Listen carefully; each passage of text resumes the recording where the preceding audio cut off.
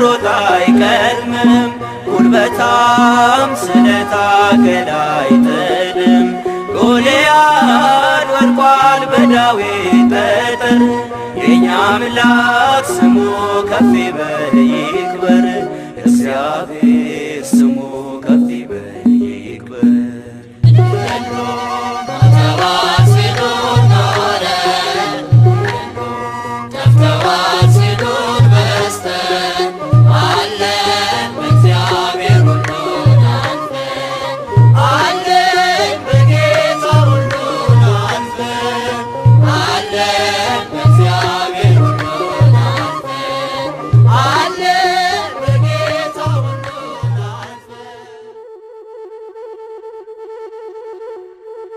በስመ አብ ወወልድ ወመንፈስ ቅዱስ አሐዱ አምላክ አሜን።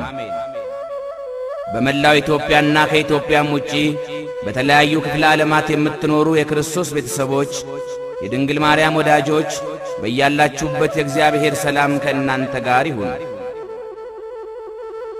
እኛ የኦርቶዶክስ ተዋሕዶ እምነት ተከታዮች ከሌሎች የምንለይበት አብይ ምክንያት አንዱ የእግዚአብሔርን ታቦት ይዘን በመገኘታችን ነው።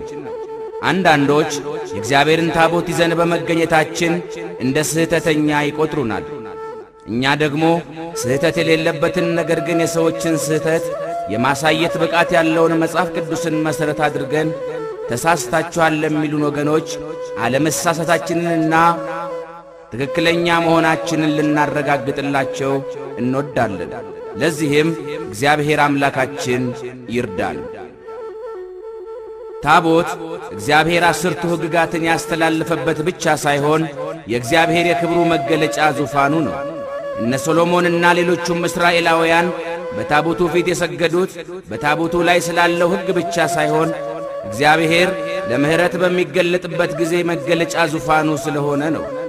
እስራኤል እግዚአብሔርን በሚያስቀይሙበት ጊዜ እርሱ ደግሞ በረሃብ በቸነፈርና በጦርነት በምርኮ ይቀጣቸዋል።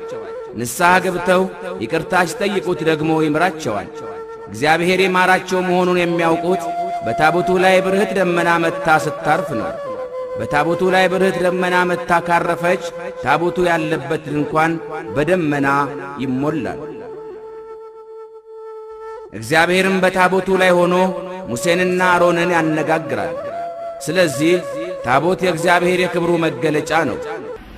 ታቦት የማን መገለጫ ነው? ታቦት የማን መገለጫ ነው? የሰይጣን። ታቦት የማን?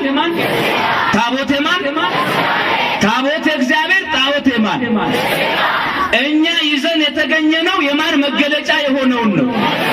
የእግዚአብሔር የክብሩ መገለጫ የሆነውን ታቦትን ይዘን በመገኘታችን ምን አላልንም? ምን አላልንም? እውነት ነው።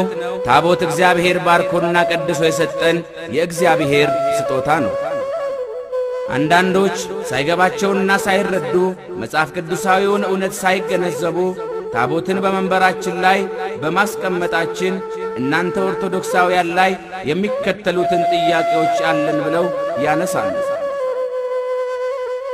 አንደኛ፣ ታቦት ከየትና እንዴት መጣ የሚል ጥያቄ ሲሆን እኛም መጽሐፍ ቅዱሳዊውን እውነት መሠረት አድርገን የሚከተለውን እንላለን።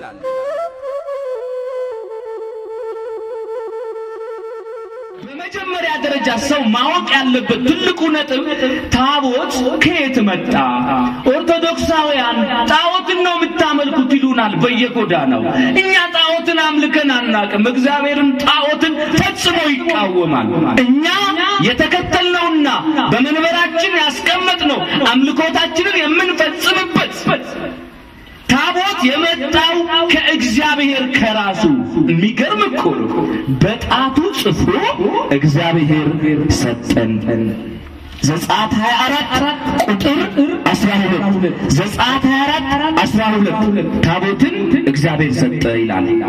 ወደ እኔ ወደ ተራራው ውጣ፣ በዚያም ሁን፣ እነርሱን ታስተምር ዘንድ እኔ የጻፍኩትን ትእዛዝ ከከበረ ድንጋይ የተሰራ ጽላት እሰጥሃለሁ አለው።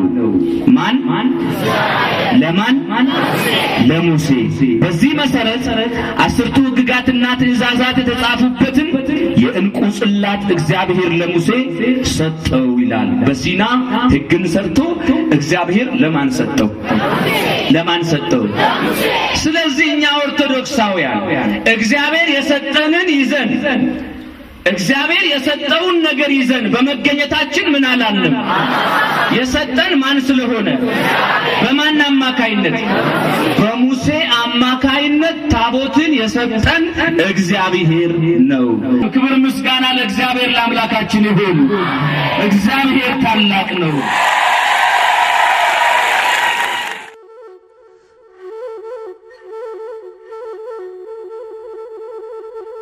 ሁለተኛ ብርሃንን ከጨለማ እውነትን ከሐሰት ገደሉን ከሜዳ መለየት የተሳናቸው ወገኖች ታቦትን ጣዖት ነው በማለት እንደ ጣዖት አምላኬ ይቆጥሩናል። ነገር ግን ታቦትን ጣዖት ለሚሉ ወገኖች መጽሐፍ ቅዱስ ምን ይላል ብሎ እውነቱን መመልከትና መረዳት ያስፈልጋል። አንዳንዶች ጣዖትን ነው የምታመልኩት፣ ጣዖት ነው የምትከተሉት ካሉን ተሳስተዋል። ጠቡ ከእግዚአብሔር ጋር ነው። ለምን ብላችሁ ብትጠይቁኝ ታቦትን ጣዖት ነው ካሉ ታቦትን የሰጠ ማን ነው? ስለዚህ እግዚአብሔር ጣዖትን ሰጠ ማለታቸው ነው። እግዚአብሔር ደግሞ ከኔ በቀር ሌላ አምላክ አታምልክ በማለት ጣዖትን ይቃወማል ወይስ ይደግፋል? ጣዖትን የሚቃወም አምላክ ስለሆነ እግዚአብሔር ጣዖት አልሰጠንም። የሰጠን ታቦትን ነው። እርሱ የሰጠንን ይዘን ተገኝተናል። ወንጀላችን ምንድነው? እኛ ምን አላልንም? ተናገሩ። ምን አላልንም? ክብር ምስጋና ለእግዚአብሔር ለአምላካችን ይሁን።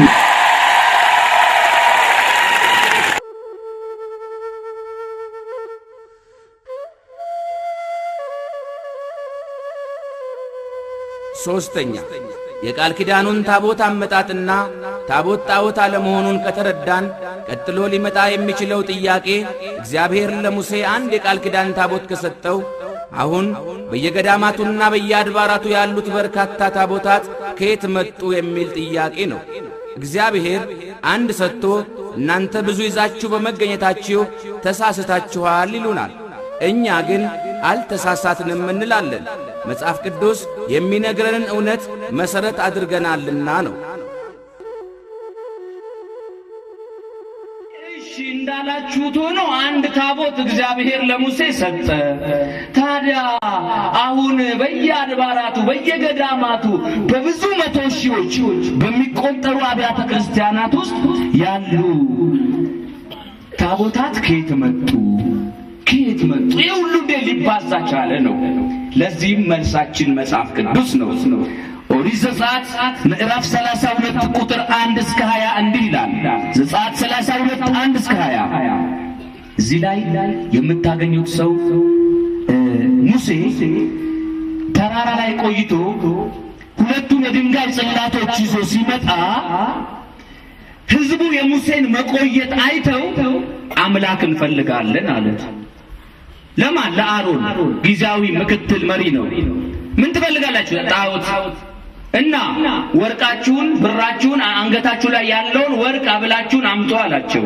ወርቃችሁን አምጡ ስላቸው እምቢ ይሉኛል ብሎ ነው። እነሱ ግን አንድ ልባቸው ስለተነሳሳ ያላቸውን ነገር ሰጡ። እሳቱ ሲጥለው የጥጃ ምስል ሆነ። ከዛ እስራኤል ተሰብስበው እሱ ፊት እየዘፈኑ ዳንኪራ እየመቱ ሙሴ ሲመጣ እግዚአብሔር ተረስቷል፣ ከግብፅ ያወጣህ አምላክ ይሄ ነውና ስገድ እያሉ ሲሰግዱ ሙሴ ራሱን ያዘ። ድንግጥ አለ። ወይኔ በ9 መቅሰፍት በ10ኛ ሞተ በኩ በ11ኛ ስጥመተ ባህር ከፍሎ ጠላት ገሎ ሕዝቡን ነፃ ያወጣ ሰማዩን ዝቅ ምድሩን ብቅ አድርጎ የሚበሉትን የሚጠጡትን የሰጠ አምላክ እኔን ከኮሬብ የጠራ በፈርዖን ላይ ያሰለጠነ በብርቱ ክንዱ ፈረሱና ፈረሰኛውን በባህር የጣለ የሰራዊት ጌታ እግዚአብሔር ተረሳ። ወይኔ አለ። ደነገጠና ጽላቶቹ ከእጁ ወደቁ፣ ተሰበሩ። ከዛ እግዚአብሔር ሙሴ ተሰበረ አይደል? ተው እንዲያውም አያስፈልግም፣ ድሮም ልክ አይደለም እኮ ይሄ ነገር አላለው። ምን አለው? እና ይሄ ነገር ተሰብሮ መቅረት የለበትም እና እንደ በፊተኛው አድርገህ እንድታዘጋጅና ፎርሙላውን ልስጥህ፣ መመሪያውን ሕግ እንዴት አድርገህ እንደምትሰራ ልስጥህ አለውና ይላል ዘጸአት 34 ቁጥር 1 ላይ ዘጸአት 34 1 ላይ እግዚአብሔር ሙሴን 2 ጽላቶች እንደ በፊተኞቹ አድርገህ ጥረብ አለው። በሰበርካቸው በፊተኞቹ የነበሩትን እጽፍባቸዋለሁ። ጠርበህ አምጣ፣ በፊተኞቹ የነበሩትን እጽፍባቸዋለሁ አለው። ሙሴ ጠርቦ አመጣ። እግዚአብሔር በጣቱ እንደ በፊተኞቹ አድርጎ ጻፈበት። ማን በጣቱ? ታቦት ላይ ያለው የማን ጣት ነው? የማን ጣት ነው? እንኳን እግዚአብሔር በጣቱ የጻፈው አንድ የሀገር መሪ፣ አንድ የክፍለ ከተማ መሪ፣ አንድ የቀበሌ ሊቀመንበር፣ አንድ የቢሮ መሪ ራሱ የጻፈው ነገር ይከበራል። እግዚአብሔር በጣቱ ጻፎ ሰጠው። በሰበርካቸው በፊተኞቹ እንደ በፊተኛው አድርገህ ስራ እጽፍባቸዋለሁ ያለው ማን ነው?